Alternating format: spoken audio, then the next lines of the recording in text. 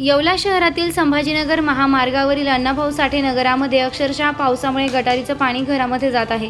स्थानिक नागरिकांनी वारंवार सार्वजनिक बांधकाम विभाग तसेच नगरपालिका प्रशासनाला याबाबत माहिती दिली, मात्र प्रशासन आमच्याकडे हा रस्ता नसल्याचं सांगत उडवाउडवीची उत्तरं देत असल्यानं अक्षरशः घाणेरडे गटारीचे पाणी घरात जात असल्यानं नागरिकांना मोठा त्रास सहन करावा लागतो।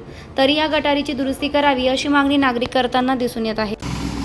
तर येवल्यामध्ये ज्या वेळेस पाऊस झालेला आहे त्या वेळेस या पूर्ण पाणी आता इथपर्यंत आलेलं आहे। थोडासा पाऊस झाला तर इथपर्यंत येतं, पूर्ण घरापर्यंत पाणी येतं घरामध्ये। त्यामुळे सगळे असे विषारी किडे वगैरे सगळे घरामध्ये येतात।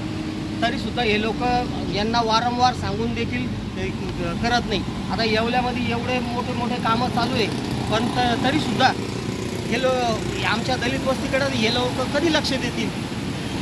कृपया करून याचा अधिकारी सर्व वर्गांनी याचा विचार करावा आणि आम्हाला ताबडतोब ही नवी गटर बनवून द्यावी ही नम्र विनंती। धन्यवाद।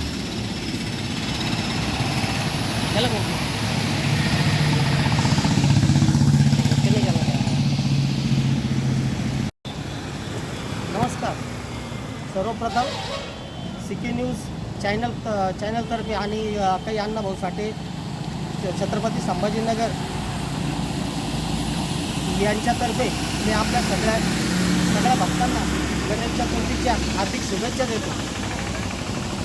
दरवेळेस जेव्हा पण पाऊस आला त्यावेळेस आमच्या या अण्णाभाऊ साठे नगरचे अक्षरशः पाणी घरामध्ये साचतं। आम्ही वारंवार नगरपालिकेला तक्रार केली तर नगरपालिका जे आमच्या PWDच्या अंतर्गत येतं, PWD म्हणतात का नगरपालिकेच्या अंतर्गत येतं। आम्ही इतक्या दिवसापासून हे करतोय, पण आमच्या रात्री लाईट नसतात, अक्षरशः घरामध्ये पाणी जातं, पूर्ण विषारी किडे वगैरे जातात।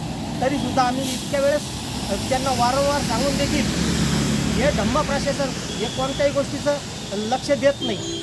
हीच जर कधी उच्चभ्रू सोसायटीमध्ये जर अशा काही घटना घडल्या असत्या तर त्या लोकांनी ताबडतोब युद्ध पातळीवर काम सुरू केलं असतं। परंतु आम्ही वारंवार गेली 35 वर्षापासून मी इथे बघतोय, आम्ही लहानचे मोठे इथे झालेलो आहे, पण अजूनपर्यंत ह्या दलित वस्तीचा कधी विकास झाला नाही आणि कोणत्याही गोष्टी होत नाही। तरी कृपया जर कधी आता इथून पुढं ह्या गोष्टीचे जर तुम्ही जर दखल घेत नसाल तर आम्हाला आमरण उपोषण करावं लागेल। आम्ही सगळे गल्लीचे जेवढे आहेत आमचे सह्या वगैरे केलेलं आहे, आम्ही सगळे येऊन तिथे देऊन आणि आमरण उपोषण करू। धन्यवाद।